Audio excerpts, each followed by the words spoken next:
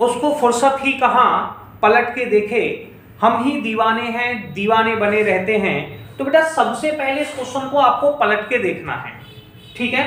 ये इतना important question है कि एग्जाम में आना ही आना है। और सबसे पहले इस क्वेश्चन को समझिए। सबसे पहले इसने कहा find the area of region enclosed y x square upon a square plus y square upon b square equal to 1।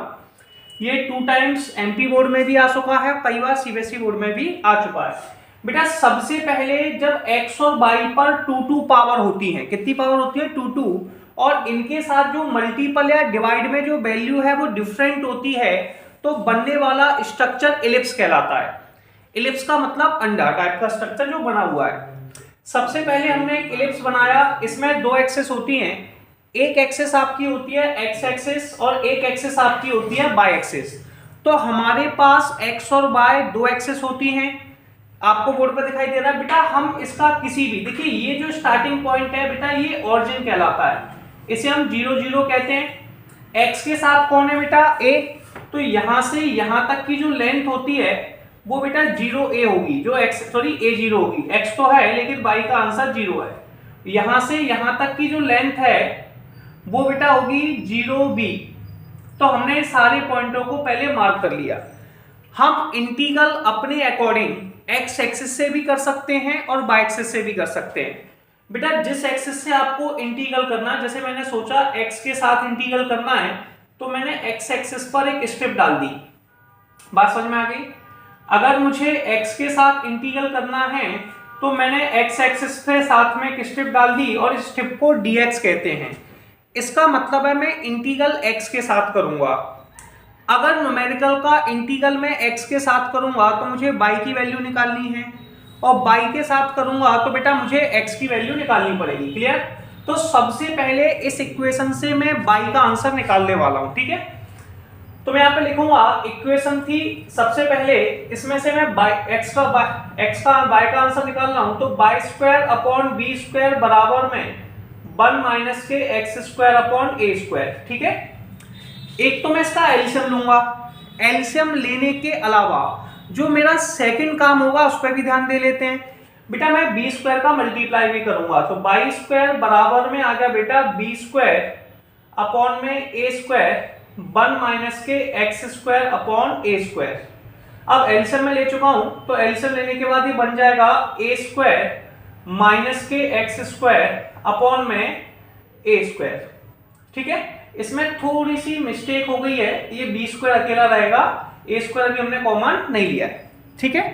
अब इससे बाई का आंसर निकालना है, तो बाई बराबर में होगा अंडरूट में B square upon a square minus के एक्स स्क्वायर। बेटा B square upon a square बाहर आ जाएंगे, कहां जाएंगे बाहर, तो ये बचेगा बी अपॉन ए अंडरूट में ए स्क्वायर माइनस के एक्स स्क्वायर। डाउट तो नहीं है। बेटा सबसे पहला जो टारगेट होता है वो होता है बाई का आंसर निकालना। अब यहां पर हम लगाते हैं रिक्वायर्ड एरिया का फॉर्मूला। रिक्वायर्ड एरिया, बेटा रिक्वायर्ड एरिया होता है इंटीग्रल ऑफ x बराबर में a to b by dx, ठीक है। अब इस फॉर्मूले को थोड़ा सा मैं सिंप्लीफाई करूंगा। बेटा मेरे पास 1 2 3 4 फिगर है, या तो मैं चारों फिगर्स की अलग अलग लिमिट निकालूं, क्या निकालूं, और इसे 4 बार में सॉल्व करूं। लेकिन एरिया हमेशा पॉजिटिव होता है, तो इसे मैं 4 बार कैलकुलेट क्यों करूं। जो भी आंसर आएगा उसमें 4 का मल्टीप्लाई करता हूं और केवल फर्स्ट क्वाड्रेंट का निकालता हूं। बेटा मैं x के साथ इंटीग्रल कर रहा हूं, इसलिए लिमिट किसकी लेना है, x की।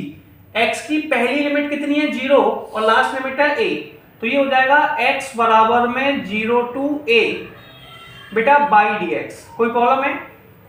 बेटा 4 को तो मैंने बाहर लिखा रहने दिया, इंटीग्रल ऑफ 0 टू a। बेटा बाई का आंसर कितना है b अपॉन a अंडरूट में ए स्क्वायर माइनस के एक्स स्क्वायर dx। कोई प्रॉब्लम। अब b अपॉन ए, बेटा ये इंटीग्रल जो है वो x के साथ हो रहा है, इसलिए x को छोड़कर बाकी सारी वैल्यू कांस्टेंट हैं। अगर कोई वैल्यू कांस्टेंट है तो वो न्यूमेरिकल से बाहर जा सकती है, तो b अपॉन ए बेटा बाहर चली गई, तो ये आ गया 4b upon A integral of 0 से a अंडर में ए स्क्वायर माइनस के एक्स स्क्वायर dx। ठीक है, ये हमारे पास आ गया। अब हम लोगों ने बेटा छोटी क्लासेस में फॉर्मूला पढ़ा है इसका, मैं 4b अपॉन a को बाहर लिखा रहने देता हूं। मैंने कई बार बताया है कि भैया ए स्क्वायर माइनस एक्स स्क्वायर का इंटीग्रल आपको पता है। ए स्क्वायर माइनस एक्स स्क्वायर का इंटीग्रल होता है x अपॉन 2, वही वाली वैल्यू को बेटा मैं क्वेश्चन कहता हूं, x अपॉन 2 वही वाली वैल्यू। अगर ए स्क्वायर प्लस का है तो प्लस का साइन लगाना है, माइनस का है तो माइनस का साइन लगाना है। तो प्लस के a square upon 2 sine inverse x upon a, ये बेटा फॉर्मूला होता है।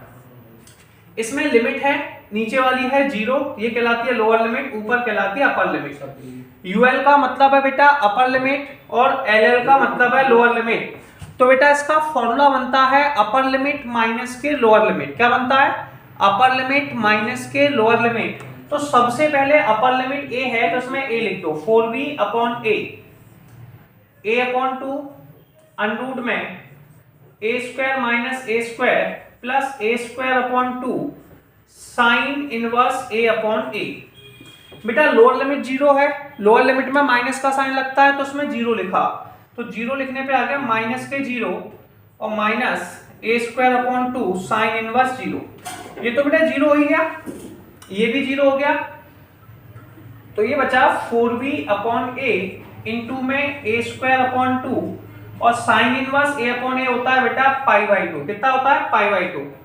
2 4 4 से 4 कट गया, a से a कट गया, तो ये बचा बेटा पाई ए बी और ये बेटा एरिया ऑफ इलिप्स आ गया और ये क्वेश्चन कंप्लीट हो गया। इस क्वेश्चन को हम वेरी इंपॉर्टेंट क्वेश्चन कहने वाले हैं।